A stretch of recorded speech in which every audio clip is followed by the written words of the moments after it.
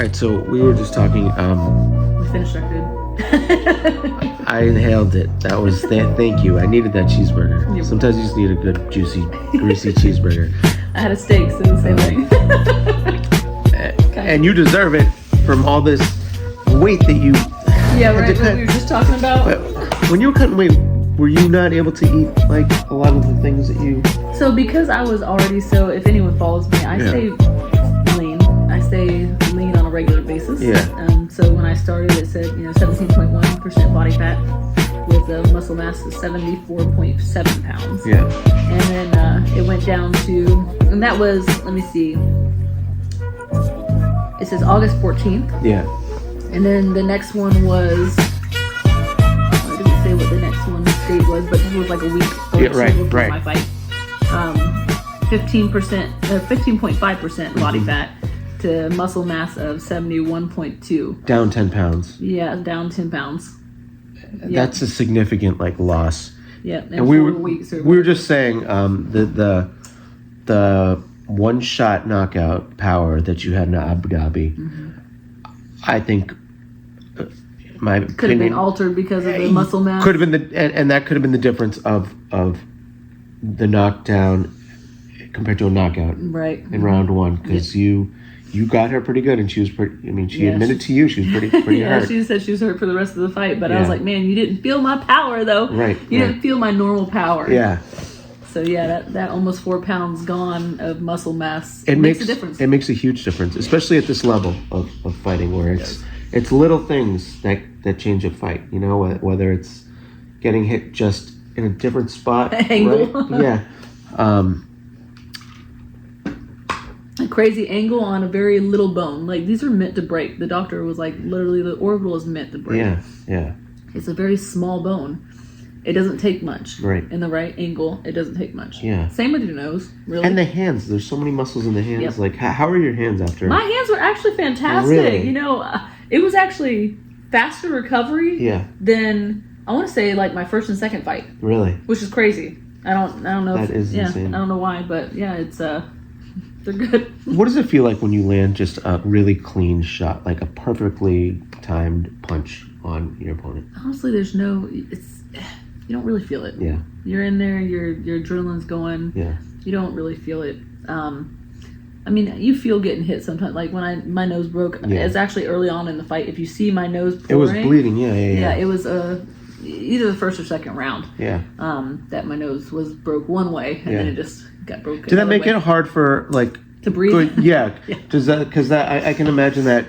Yeah, because that kind of messes with your nose, you. And you can't. You're not supposed to breathe out of your mouth, isn't it? You're supposed to bite down. Yeah. So you kind of have to make sure you have enough space to get that breath and work around it. Yeah. But my nose has been broke so many times. It's like I know how to work through that. But then, are you consciously thinking about it during the fight, and does that distract from your game plan, or is it instinctive because you've been there? Now, for me, it's pretty instinctive. Yeah. I feel like just because I'm used to it. Yeah.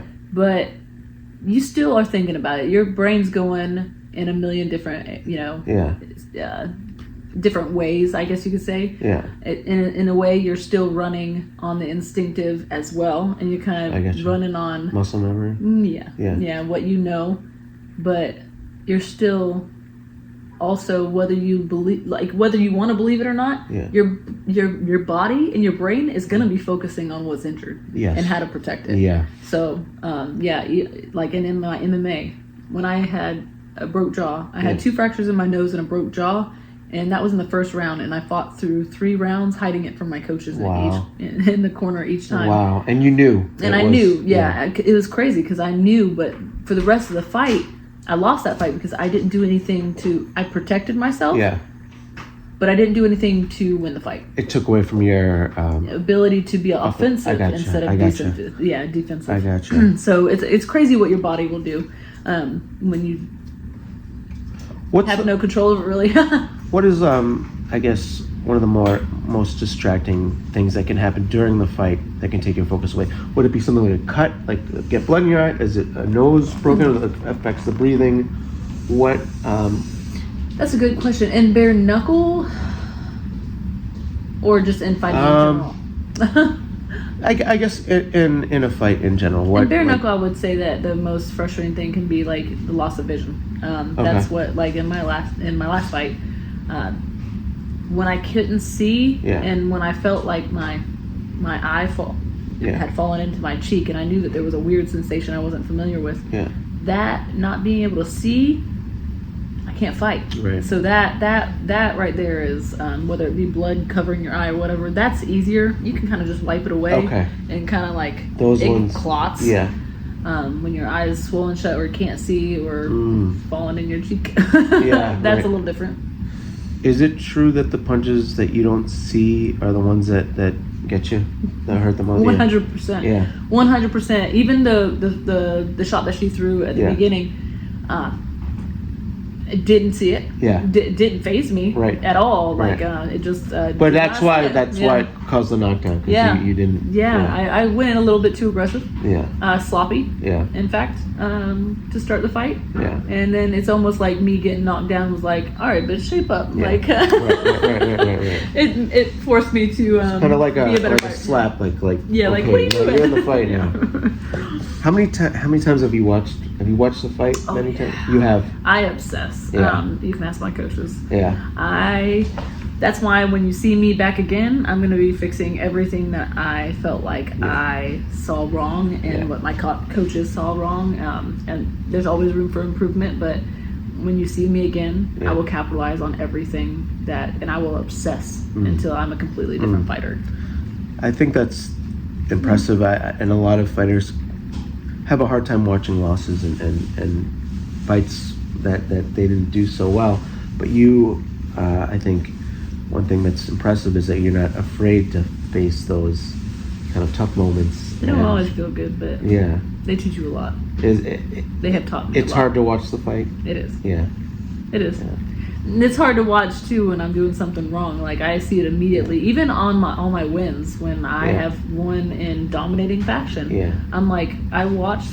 Do you still notice that? The 42 seconds, and I'm like, oh, like what? Yeah. Like I will obsess over it until I'm a perfectionist. Yeah. I'm going to aim for perfection, even though I know it's not possible. That's why she's a champ.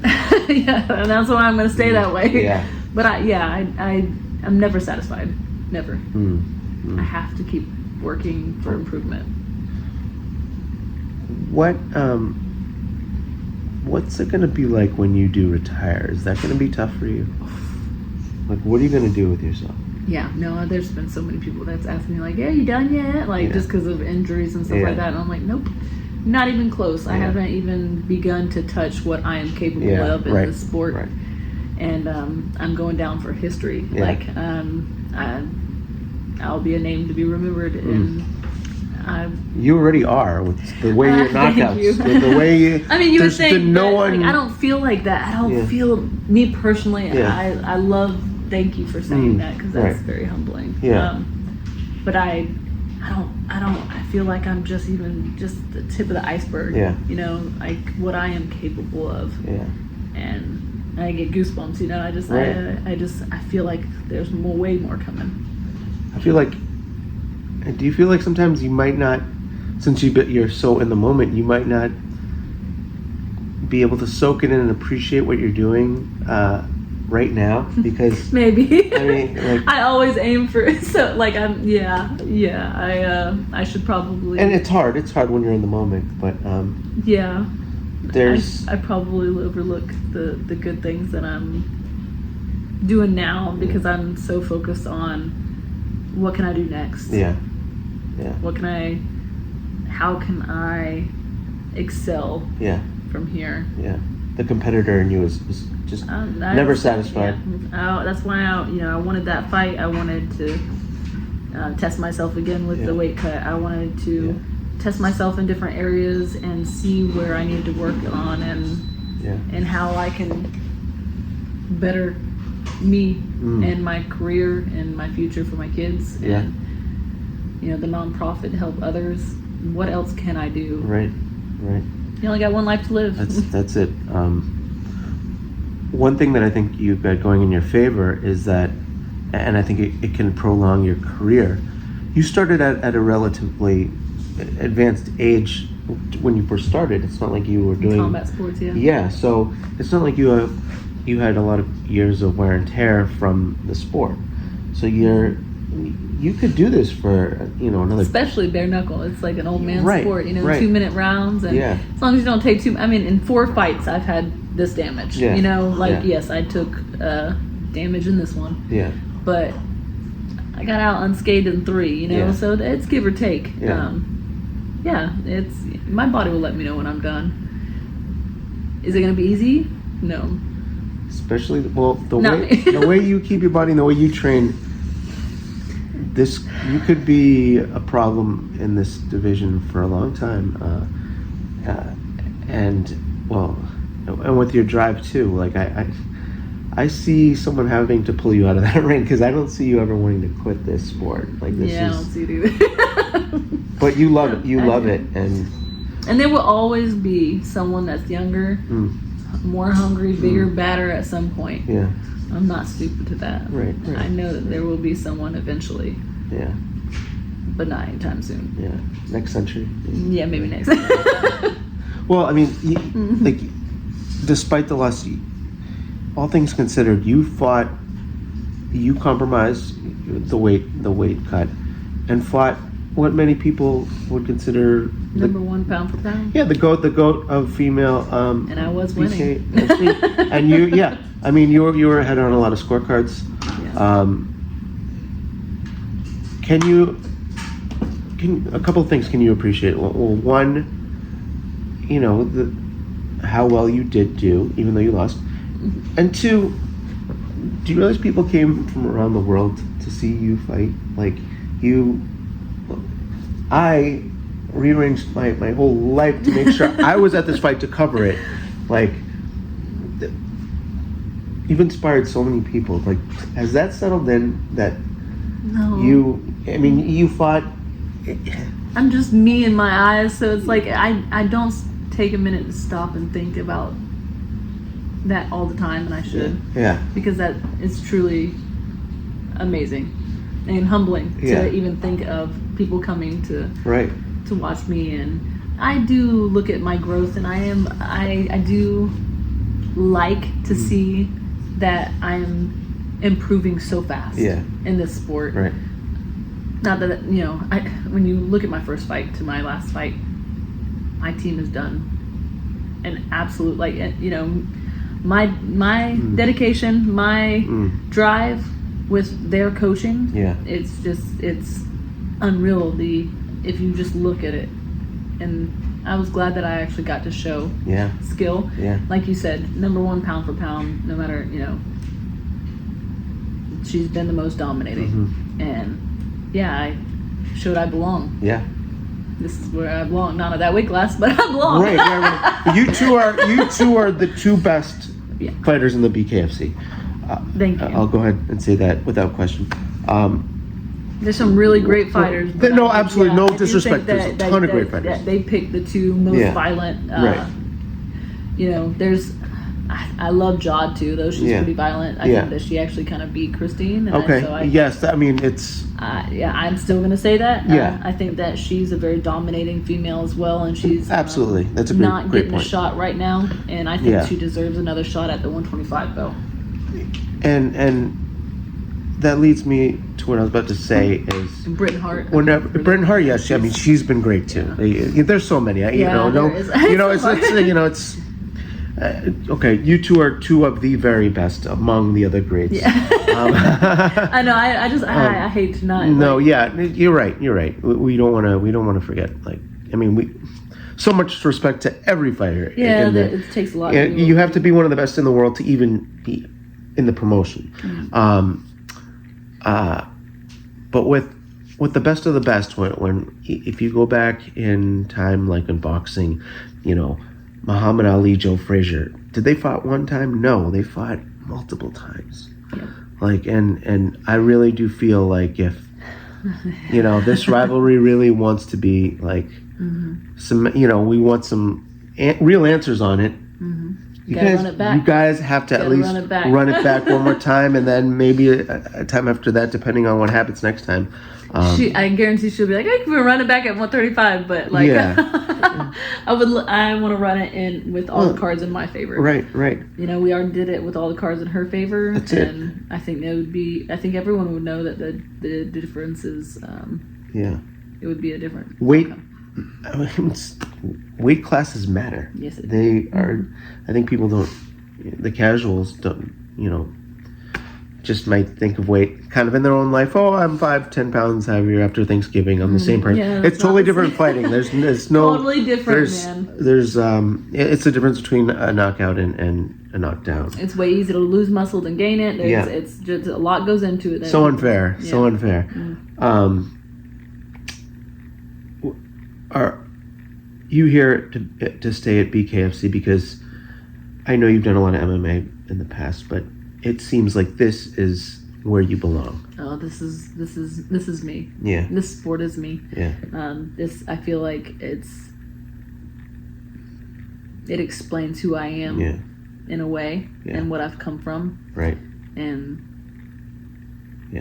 this is where the violence. Yeah. Would you ever go back to MMA though? Let's say there's good enough money. I was gonna say if the money's right. If the money's right.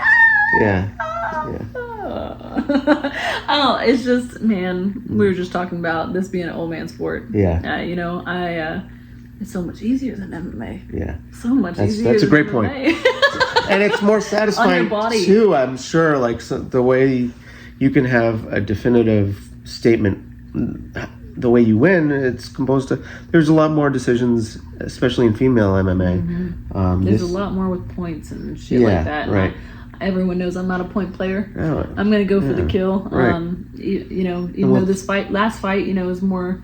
I think we were being cautious and aggressive. Yeah. You know, so we were still putting on a hell of a fight. Yeah. But we were respecting each other's knowledge and power. Like, not that I think she had power, but she was respecting my power. So, yeah. How do you think the fight would have played out had the freak kind of injury not happened? Do you? I think I would have won. Yeah. 100%. You think it would have gone the distance, or do you think we're going to finish it? You know, she's tougher than I thought for taking a hit. Like I said, my power I don't think was nearly as strong as what I normally have. But I think I would have finished her. Yeah. Because I saw things that I could capitalize on. Yeah. I just didn't get to. Right. So I think that I could have finished her. Regardless, even if it went to decision, I think I would have won. Yeah. Having fought her now, you kind of have a... Had you ever sparred her in the past? Or nope. So you didn't have any... Nope. There was no, like, book on her in your head. Would it be... They said that she was going to feel tougher than or stronger than a 25er, and I didn't feel like she was strong. Yeah. It wasn't like she was hitting super hard. Right. That's what's even crazier. Like... Yeah, she knocked me down. Like, that could be from even the dehydrating and the commission making us wait extra hours to rehydrate. That could just be, I didn't get rehydrated well enough. But I don't feel like she was powerful. Yeah. I've trained with mostly men. Yeah. So, like, I didn't feel like she was powerful. Yeah. I think it was just a freak angle. So you, fighting her at your weight, and now having the experience of fighting her, you must be dying to, like... Yeah, I really want the fight. I really want the fight. Yeah. Yeah, I want that back. Yeah. Freak things happen. Yeah. But what I feel like I could do wouldn't be a freak thing. Yeah. Oh, a lot of people are asking freak or fluke, you know? Like, let's find out. Let's find out. Like, yeah. I mean, don't get me wrong, you know, she's experienced. She knows the sport. She's been here long enough. Yeah. But, you know, even she's said in interviews, you know, she's going to retire soon. If I was her and I won the way she did, I'd be like, do I have to take this fight? Yeah. You know, I get it. Go out on the top, man. You know. You'd be disappointed though. Yeah. Yes. Yeah. One other potential fight we talked about, Aspen Ladd. Yeah. I name a lot of UFC fans, MMA fans. Got a lot of respect for her and what she's done in MMA for sure. Would love to fight her. Yeah. I would love to fight anyone right now. But Sure, no, I would love to have a fight with her. Yeah. Got a lot of respect for her. Yeah. I'm excited that she's coming in. Yeah. I like that more girls are coming in my weight class. Right. You know, there's a belt to fight. There's not enough 145. It's crazy how there's so They many. act like it's hard, but it's really not. No, There's a lot of women that have cut weight for a lot of years that are like, you know what? I'm not doing this to my body anymore. Right. After the years, it gets a little bit harder. Absolutely. So it shouldn't be too hard to find them. They'll come in. How do you feel about the fighter pay? And is it a lot different for the women? I don't know specifically. We're not allowed to speak of our purses, really. Yeah. I do think that it could be better. Yeah. I think that, you know, it will eventually get better. I think that they really do want to. Dave Feldman and Conor McGregor do a lot for the fighters. Yeah. I do feel like they want to pay us better. Yeah. I do think if they didn't pay other people so much. Right. That's just my personal opinion. You know, like, there's big names. I get it. I get it. But us ones that don't have as much of a following, we're trying our asses off to get that. Right. And it's not an easy thing to do. Right. Especially when I'm doing it myself, you know, and stuff like that. So I do have a pretty good following. But it's amazing too, because like you said, you do everything yourself. You do all your social media. You do a lot of negotiating yourself. I do. You handle all your sponsorships. You do almost all the media requests asked of you. Yeah. I was surprised. I saw in your car you got decals for real estate, like a business you're doing. Yeah, I do my own handyman services, pressure washing at home and office cleaning, and I handle all the bookkeeping for it as well. The fact that you are doing so many things, it's incredible that you have achieved the success that you've had, because that takes a lot of energy just by itself. A lot of people hire someone full time. I don't know. Just to do that. How the hell do you do that? I don't know. I don't know how I do it. I just do it. I do better when I'm constantly going. I got you. I feel like I do better under pressure. Yeah. I do. I'm a jack of many trades, and multitasking is a special gift. Yeah. I feel like for me. And the idle time is not healthy for you. Yeah, I can't not do anything. Resting is very hard for me. So that is actually, if you want to look at what I'm the worst at, is resting. Yeah. I have gotten better. Yeah. I do make myself, of course, but it's just when I'm resting, I'm working on my phone. So I'm resting my body, but my mind is go. It's always I think a lot of people don't realize how smart of a fighter or of a person you are. How big of a... I'm a dumb blonde. Come on. Oh, that's right. Us blondes don't have any... Her next opponent, you might want to catch her now because she's, not at her best. No, but I don't want to give away the secret there. But you are you're a very smart fighter too. How much of a factor is the mental game and the kind of the cerebral aspect of kind of foreseeing like what the next move are? It's a huge aspect. Yeah. It's a huge aspect, and I honestly haven't really got into my smart way of fighting until boxing. Though. Yeah. When I've only worried about one martial art, so like one factor. And then I've really been able to open up and start thinking. My coaches have allowed me to really start thinking. I've been a smart person, but when it comes to being a smart fighter, I feel like I'm just getting started. Emotions can take over. I'm sure that's very hard. Emotions have been a play, especially with my past with the CPTSD. When I first started fighting, I had a lot of fight or flight that was still activating and stuff like that, and I've really been able to control that now. I've been able to control those demons, like I said, in previous interviews.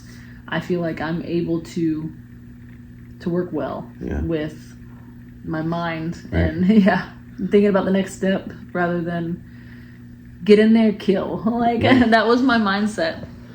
And it works somewhat, that kill. But to be a smart fighter is what I'm aiming for more than anything, being that control chaos.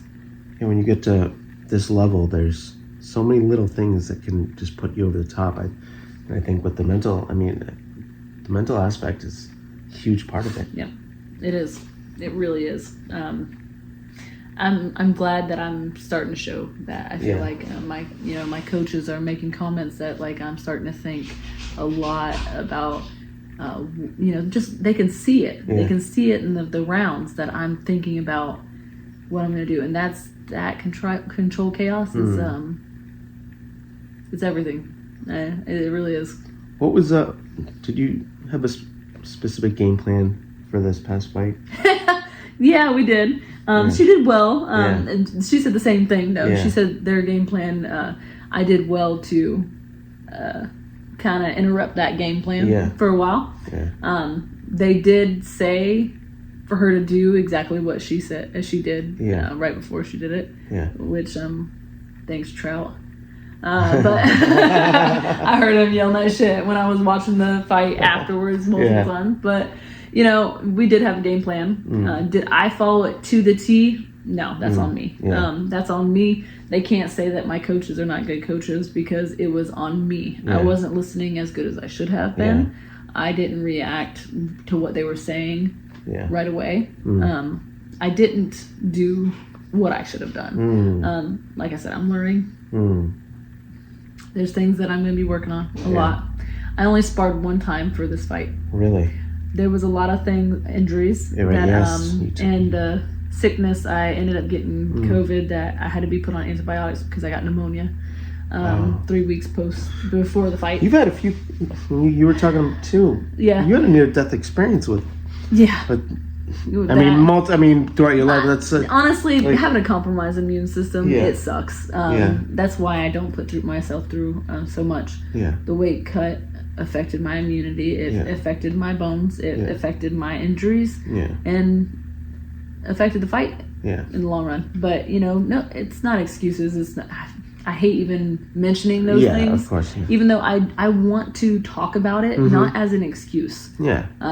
It happened. Just as a reality of what. But to let people know that there's a lot more that goes into it. I do it to just spread the knowledge. And I'm very open about everything. Everyone knows me that I'm very open about that kind of stuff. And I feel like if someone can resonate or,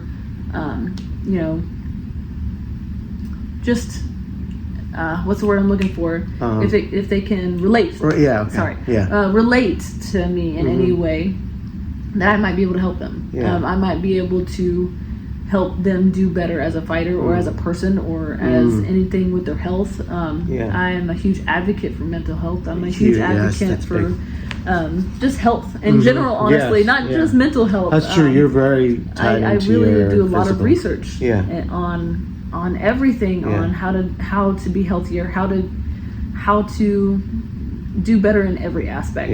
And if I can share that information with people, that's what I want to do. So I don't use it as an excuse. I'm not using it as an excuse to why I lost and everything. Right. Can it have a hand in it? Fuck yeah. No, absolutely. Absolutely. Of course it can. It absolutely affects. It does. And I'm just telling people to make smarter. I think weight cutting is stupid. I think that it's dumb, especially cutting a whole bunch of weight for a boxing match is dumb. You're going to get dropped easier. It takes 72 hours for your brain to rehydrate fully. And you get like 24 hours before you fight at max to rehydrate. It's almost dangerous. It's very dangerous. It really is not helping you in any way. So cut weight, less weight, stop being a weight bully. Do yourself a favor. Is what I'm saying. Like, do yourself a favor. Be the best you that's stepping in that ring. Don't take a loss because of that. Don't be dumb. Don't be dumb. Don't let the ego. My ego. I agreed to the fight at a weight class that my coaches didn't want me at, and it was dumb. It's just stupid. Don't do it. Don't do it for your career. Don't do it for your health. It's it's disturbing when I see on some of the weigh-ins. Fighters can barely get on the stool and they're shaking. I don't know, on the scale, and they're shaking. It seems like that's almost like a teen time bomb weight. It doesn't. I've done it to where I've been that bad, and it just isn't worth it. It's just not worth it. It's in the long run, it's going to cause you problems. Yeah. And I really think that that's what caused me to have the autoimmune thyroid stuff. And not that I can prove that, but the way I used to cut weight, it was just dumb. Yeah. It was just dumb. And in the long run, it just doesn't do you justice. So if you're not going to get in that ring at 100%, don't. What's up, guys? Mikey2Gunzz here. Thank you for watching today's video. Please consider liking and subscribing to the channel, hitting that notification button. It helps the channel grow, and it helps give these athletes more of the exposure that they deserve.